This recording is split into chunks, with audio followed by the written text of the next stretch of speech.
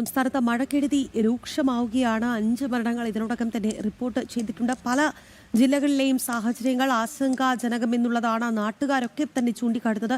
അപ്പോഴും ചില ആശങ്കപ്പെടുത്തുന്ന റിപ്പോർട്ടുകൾ പുറത്തു വരുന്നുണ്ട്. ജില്ലാതല മഴ മുന്നൊരുക്കങ്ങളിൽ സർക്കാരിന് പാളിച്ചയുണ്ടായി എന്നാണ് ആക്ഷേപമുയരുന്നത്. അപകട മേഖലകളിൽ നിന്ന് ആളെ ഒഴിപ്പിച്ചില്ല.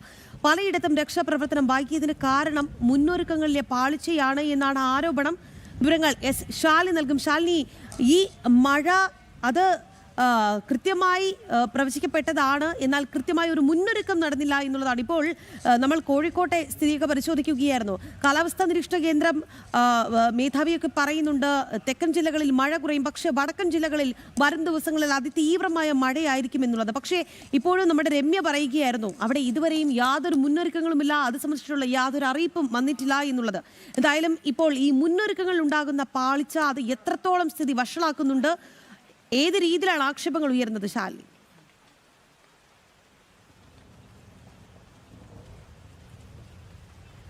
രാഖി, അത് തന്നെയാണ് നമ്മൾ കഴിഞ്ഞ കുറച്ച് ദിവസങ്ങൾക്ക് മുൻപ് വയനാട്ടിൽ കണ്ടതാണ്. മുന്നൊരുക്കങ്ങൾ ഒപ്പം തന്നെ ജാഗ്രതാ നിർദ്ദേശങ്ങളൊക്കെ പാളിയതായിരുന്നു. വയനാട് വലിയൊരു മണ്ണിടിച്ചിലിനും മലയിടിച്ചിലിനും ഒക്കെ സാഹചര്യം ഉണ്ടാക്കിയത് എന്നുള്ള വിമർശനം ഉയർന്നിരുന്നു.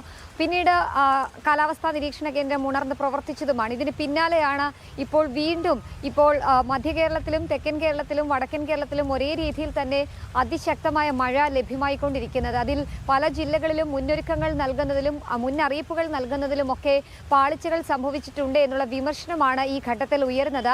അതായത് ഈ കോട്ടയം, പത്തനംതിട്ട അടക്കമുള്ള മേഖലകളിൽ പലയിടത്തും മണ്ണിടിച്ചിൽ മലയിടിച്ചിൽ സാധ്യതയുള്ളതാണ്. അത്തരം മേഖലകളിൽ മഴയുണ്ടാകുമ്പോൾ, മഴയുടെ മുന്നറിയിപ്പുകൾ വരുമ്പോൾ ആളുകളെ മാറ്റി പാർപ്പിക്കേണ്ടതായിട്ട് ഉണ്ടെങ്കിൽ അവരെ മാറ്റി പാർപ്പിക്കേണ്ടതാണ്. പക്ഷേ ഇവിടെ ഈ അപകടം നടന്ന മേഖലകളിലൊന്നും തന്നെ ജനവാസ മേഖലകളാണ്. അവിടെ നിന്ന് ആളുകളെ മാറ്റി പാർപ്പിക്കാനോ സുരക്ഷിത സ്ഥാനങ്ങൾ ഒരുക്കാനോ തയ്യാറായിരുന്നില്ല എന്നുള്ള വിമർശനം ഉയരുന്നുണ്ട്. തദ്ദേശ സ്ഥാപനങ്ങൾക്കെതിരെയും ഒക്കെ വിമർശനം ഈ ഘട്ടത്തിൽ ഉയരുകയും ചെയ്യുകയാണ്. അതുതന്നെയാണ് ഈ വലിയ രീതിയിലുള്ളൊരു ആശങ്കയിലേക്ക് കാര്യങ്ങൾ എത്തിച്ചതെന്നും അപകടത്തിന്റെ ആഘാതം കൂട്ടിയതെന്നുള്ള വിമർശനമാണ് ഈ ഘട്ടത്തിൽ ഉയരുകയും ചെയ്യുന്നത്. ഇപ്പോൾ രാഖി സൂചിപ്പിച്ചതുപോലെയെങ്കിൽ വടക്കൻ കേരളത്തിൽ വരും മണിക്കൂറിൽ അതിതീവ്ര മഴയ്ക്കുള്ള മുന്നറിയിപ്പാണ് കാലാവസ്ഥാ നിരീക്ഷണ കേന്ദ്രം പ്രവചിക്കുന്നത്. ഈ ഘട്ടത്തിൽ ജാഗ്രതാ മുന്നറിയിപ്പുകൾ നൽകുന്നതിൽ ഗുരുതരമായിട്ടുള്ള വീഴ്ചകൾ സംഭവിക്കുന്നുണ്ട് എന്നുള്ള വിമർശനം വടക്കൻ ജില്ലകളിൽ നിന്നുണ്ടാകുന്നുണ്ട്. ഇതിന്റെ ഒക്കെ അടിസ്ഥാനത്തിൽ തന്നെ ഇപ്പോൾ അല്പസമയം മുമ്പ് ഈ വിമർശനങ്ങൾ ഉയർന്ന പശ്ചാത്തലത്തിൽ അടിയന്തരമായി തന്നെ ഈ മഴ മുന്നറിയിപ്പുകൾ പരിശോധിക്കുന്നുണ്ട്.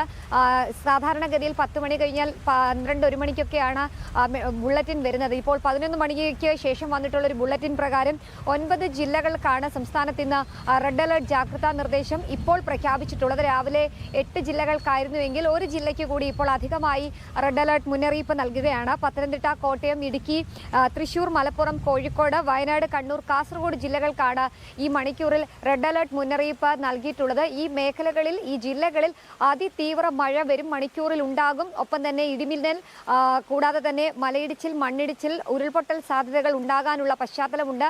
അതുകൊണ്ട് തന്നെ ജാഗ്രത പാലിക്കണം ഈ ജില്ലകളിലുള്ള ജില്ലാ ഭരണകൂടങ്ങൾ എന്നുള്ളതാണ് സംസ്ഥാന ദുരന്ത നിവാരണ അതോറിറ്റിയും കേന്ദ്ര കാലാവസ്ഥാ നിരീക്ഷണ കേന്ദ്രവും നൽകുന്ന മുന്നറിയിപ്പുകൾ. തിരുവനന്തപുരം, കൊല്ലം, ആലപ്പുഴ, എറണാകുളം, പാലക്കാട് ഉൾപ്പെടെയുള്ള 5 ജില്ലകൾക്ക് ഈ വരും മണിക്കൂറിൽ ഓറഞ്ച് മുന്നറിയിപ്പാണ് നൽകിയിട്ടുള്ളത്. പക്ഷേ അതിശക്തമായ മഴയ്ക്ക് ഉപരി എക്സ്ട്രീം റെയിൻ അവിടെയും ലഭിക്കുന്നുണ്ട്. അതിതീവ്ര മഴയ്ക്കുള്ള സാധ്യതയില്ല എങ്കിൽ പോലും അത്തരത്തിലുള്ള മഴയാണ് ജില്ലയുടെ പല ഭാഗങ്ങളിലും ലഭിക്കുന്നത് എന്നുള്ള സാഹചര്യങ്ങൾ ഉണ്ടാകുന്നുണ്ട്. അതുകൊണ്ട് തന്നെ ഈ ജില്ലകളിലും അതീവ ജാഗ്രതാ നിർദ്ദേശം ഇപ്പോൾ പുറപ്പെടുവിച്ചിരിക്കുകയാണ്. സംസ്ഥാനത്തെ എല്ലാ ജില്ലകൾക്കും മഴ മുന്നറിയിപ്പ് നിൽക്കുന്നുണ്ട്. വരുന്ന ഒരു 3-4 മണിക്കൂർ വലിയ രീതിയിലുള്ള ജാഗ്രതാ നിർദ്ദേശം ജനങ്ങളും ഒപ്പം തന്നെ തദ്ദേശ സ്ഥാപനങ്ങളും കൈക്കൊള്ളണമെന്നുള്ളതാണ് മുന്നറിയിപ്പ്. കൂടാതെ തന്നെ നിലവിലെ സാഹചര്യങ്ങൾ പൊതുമരാമത്ത് മന്ത്രി, റവന്യൂ മന്ത്രി അടക്കമുള്ളവരുടെ നേതൃത്വത്തിൽ വിലയിരുത്തുന്നുണ്ട്.